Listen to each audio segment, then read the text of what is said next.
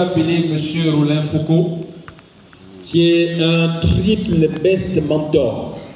C'est quelqu'un, vous connaissez la fondation Tony Elumelu? Voilà, donc ça c'est un des meilleurs coachs, si ce n'est le meilleur coach de cette fondation. Donc il a eu 3 prix de Tony lui-même en personne, parce qu'il accompagne justement le développement de l'entrepreneuriat dans plusieurs pays en Afrique. Et je peux vous dire que j'ai travaillé avec beaucoup de personnes, mais lui là, il est exceptionnel. Il est au-dessus de la mêlée. C'est un homme qui ne dort que 2 heures par jour. J'ai vu celui-là, il rit ensuite. Il dit, mais non, le gars, il ment. En fait, j'ai quitté la France pour venir vous mentir ici, quoi. Le type là dort 2 heures par jour. La preuve, le nombre de SMS qu'il nous envoie, nous tous. C'est juste incroyable. Il va vous dire le nombre de groupes WhatsApp qu'il gère. Il est obligé d'avoir 2 téléphones. Il lui manque juste une compagnie de sécurité informatique et réseau dans la poche pour qu'il ne dorme plus du tout.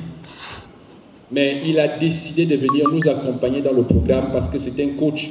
On aura besoin des gens qui vous parlent pour que les informaticiens n'aient pas tout ça à faire. C'est-à-dire que son objectif est de faire en sorte que tu sois conscient de la bénédiction exceptionnelle que Dieu t'accorde de rencontrer des gens qui peuvent changer ta vie. Est-ce qu'on se comprend? Parce que le mindset de l'Africain, c'est un mindset parfois un peu faible, il ne croit en rien. Il n'a rien, mais il ne croit en rien. C'est-à-dire, il est là, il n'a rien du tout, mais il ne croit pas. Non, vraiment, que Dieu nous aide. Mais si vous êtes dans la salle, c'est que vous êtes différent. Applaudissez pour vous-même. Merci d'être là. Donc, je vais inviter le triple best mentor et je vous prie de faire un tonnerre d'applaudissements pour Monsieur Roland Foucault, s'il vous plaît. Merci beaucoup. Merci Simplice. Merci Simplice. Merci à Brazzaville, merci au Congo, merci à la Grande Afrique centrale. Donc, je suis Roland Foucault, communément appelé Triple Best Mentor. Parce qu'en 2017, à la Fondation Tony Elumelu, j'ai été reconnu comme l'un des meilleurs mentors, nous étions 3. En 2018, c'est la rebelote, et en 2019, c'était la même chose. La Covid est venue arrêter la saignée. Bon. Alors, je suis mentor à la Fondation Tony Elumelu depuis que le programme s'est lancé dans la phase pratique en 2015. Donc, ça va faire aujourd'hui la 10e année. C'est quelques références que j'ai en Afrique. Comme Simplice vous l'a dit, pour la petite histoire, le premier prix, je l'avais reçu parce qu'ils avaient été impressionnés que je crée un groupe WhatsApp pour parler des programmes de la Fondation. Ça, c'était en 2017, je l'ai dit. À la date d'aujourd'hui, je suis à plus de 2000 groupes WhatsApp.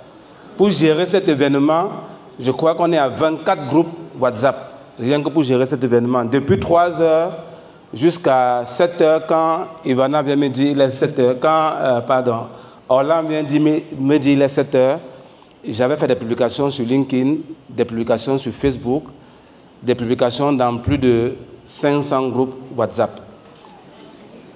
Pourquoi tout ça? Parce que le numérique et l'entrepreneuriat sont le pétrole d'aujourd'hui. Ça, c'est le slogan. Mais à côté de ce slogan, il faut y mettre de l'ingénierie. Pas technique, pas commercial, pas seulement technique ou commercial, il faut aussi y mettre de l'ingénierie financière. Alors, lorsqu'on parle d'ingénierie financière, c'est une façon de ramener côte à côte l'autonomie financière, l'intelligence financière et l'ingénierie financière. On les met côte à côte. Parce qu'en réalité, pour être riche, il faut être autonome. Et l'entrepreneuriat est l'un des outils ou l'une des méthodes pour devenir autonome financièrement. Et tout le monde peut devenir entrepreneur. Ce qu'on me reproche le plus souvent, c'est pourquoi tu veux que tout le monde devienne entrepreneur. Je réponds en disant ceci.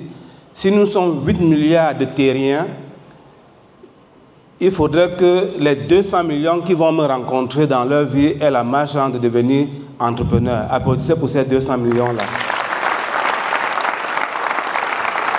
Et ces 200 millions, c'est à titre indicatif, qui vont permettre de créer des emplois pour employer le reste des autres habitants de la planète.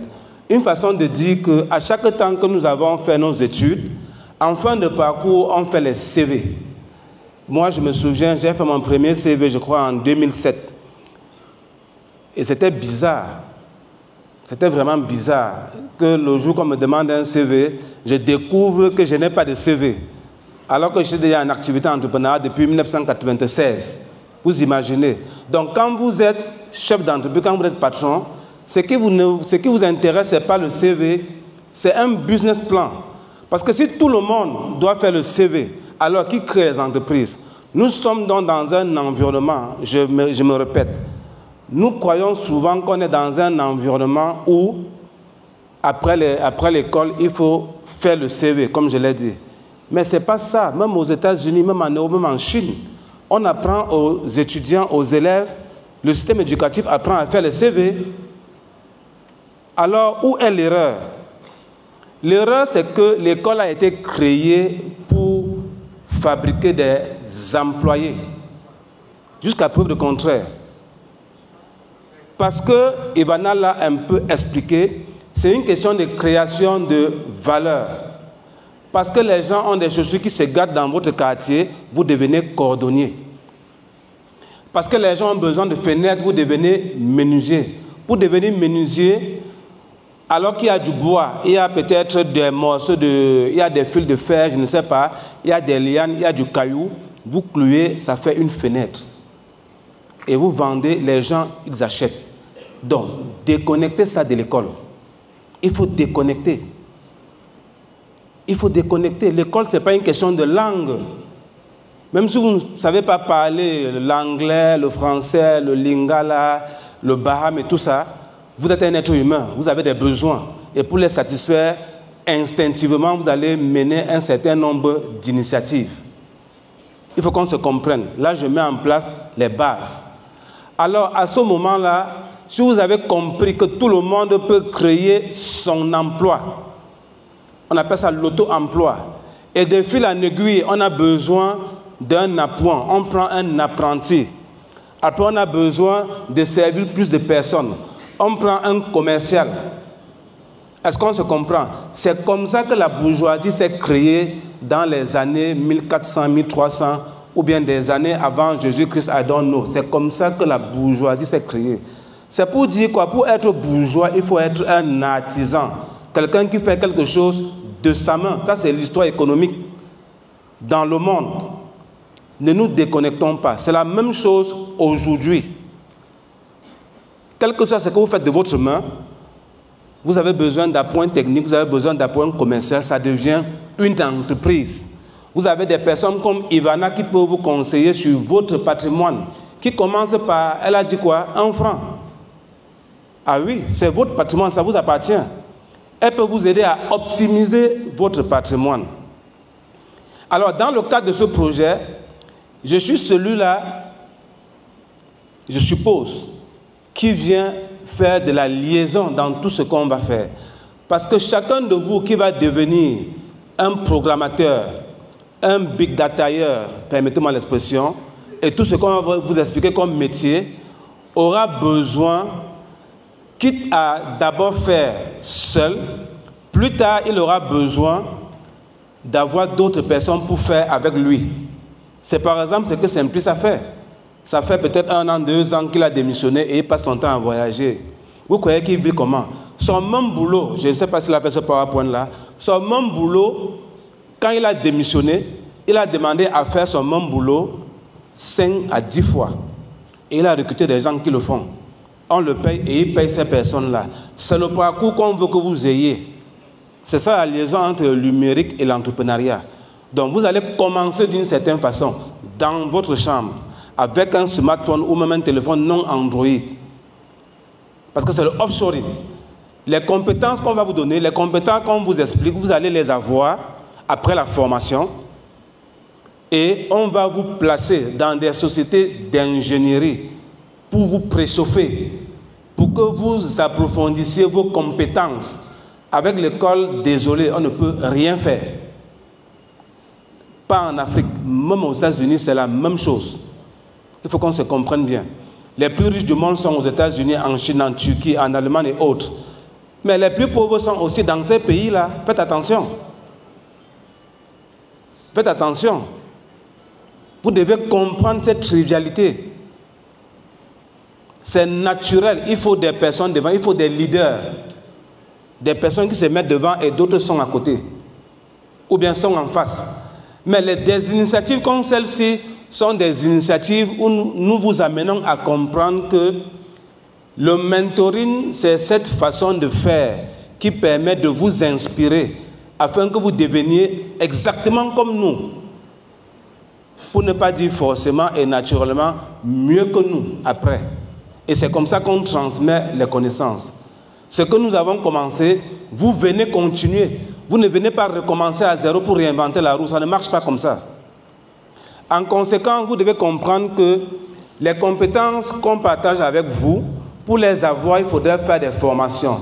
Dans l'écosystème que nous mettons en place, il y a des institutions comme JFN, High Tech Institute University, qui est à Douala, qui va recevoir 2000 personnes à Douala pour pouvoir faire la même chose qu'on est en train de faire aujourd'hui.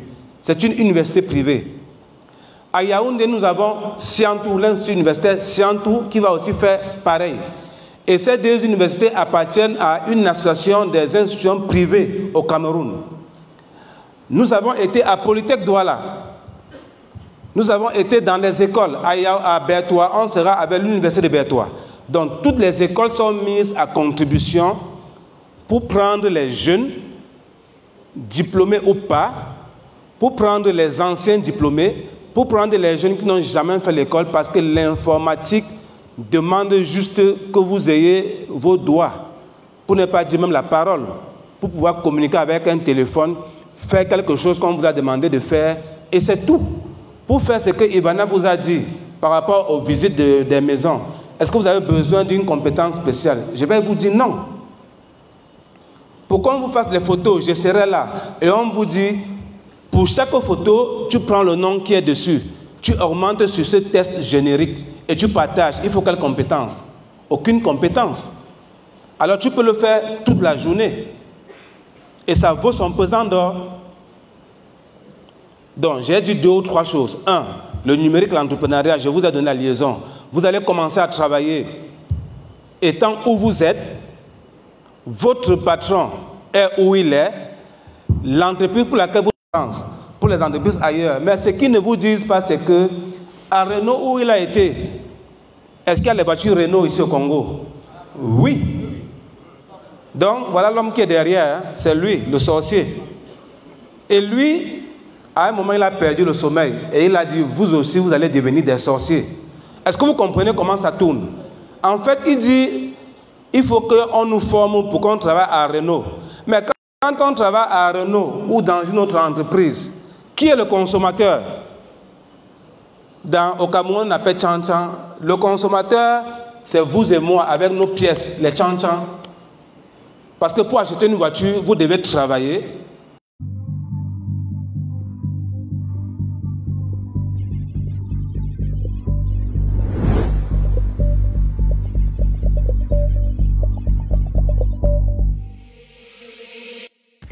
C'est numérique, c'est informatique. La moitié des métiers d'aujourd'hui n'existeront pas d'ici 2050. On a parlé de la BI, on a parlé de la Big Data, on a parlé même de l'entrepreneuriat. Il fait toute la modélisation, il forme les jeunes à l'utilisation du PLR en question. L'organisation aussi, la formation, c'est encore les activités qui se passent. Bon, c'est pas.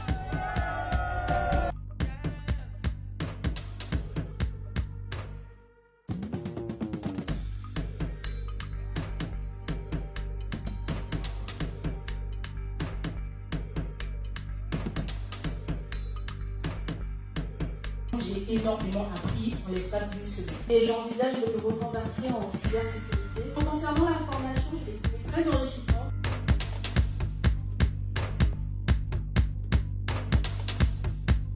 Nous collaborons avec l'incubateur Cyber School depuis plusieurs mois déjà dans le cadre de la mise en œuvre du programme d'accompagnement de 100 000 auto-entrepreneurs. Il y a des choses extraordinaires qu'on va développer en Afrique.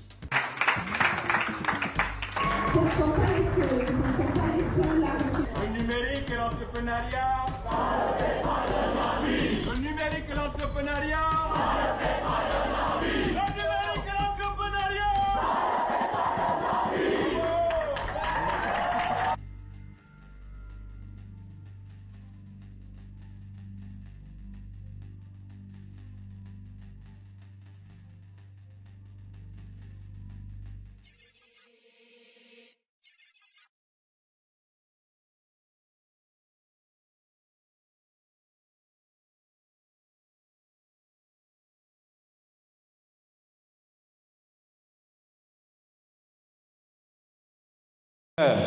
Je vous remercie. Un maximum d'applaudissements. Je vous prie, s'il te plaît, monsieur Olivier Foucault. Juste dire